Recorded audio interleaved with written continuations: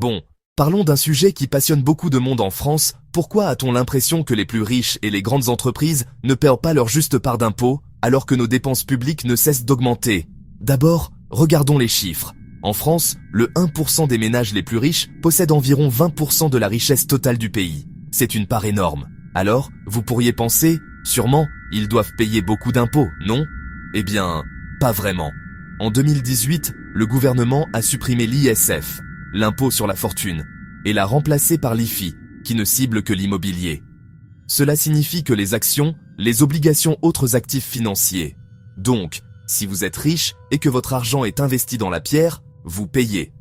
Mais si votre patrimoine est lié à des placements financiers, vous êtes à peine touché. Cette mesure était censée attirer les investissements et empêcher les riches de quitter la France, mais les critiques affirment qu'elle a juste rendu le système moins équitable. Et puis, il y a la question des surprofits, ces bénéfices massifs que certaines entreprises ont réalisés pendant les crises comme les groupes énergétiques pendant la guerre en Ukraine. Plusieurs pays européens ont imposé une taxe exceptionnelle sur ces bénéfices supplémentaires. La France? Pas vraiment.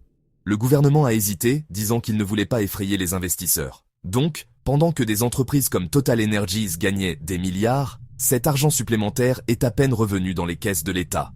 La France est célèbre, ou tristement célèbre, pour avoir beaucoup d'élus et de hauts fonctionnaires. Saviez-vous qu'il y a plus de 600 000 élus en France? Chaque petite ville a son maire, son conseil municipal. Et puis, il y a les hauts fonctionnaires. Ce sont les cadres supérieurs des ministères, des agences et des organismes publics.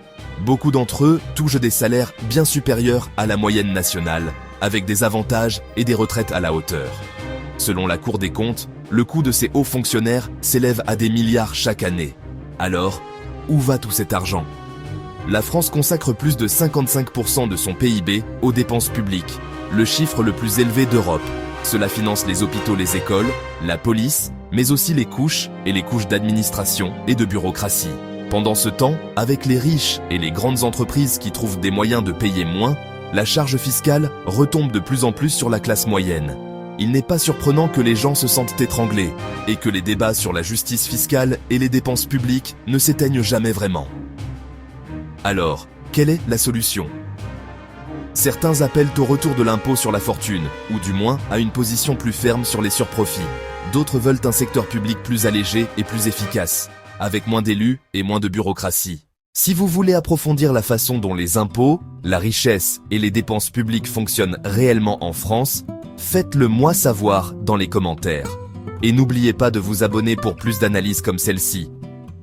Nous avons vu comment les réformes fiscales ont créé des inégalités, comment le coût administratif pèse sur les finances publiques et comment cela impacte directement les citoyens ordinaires.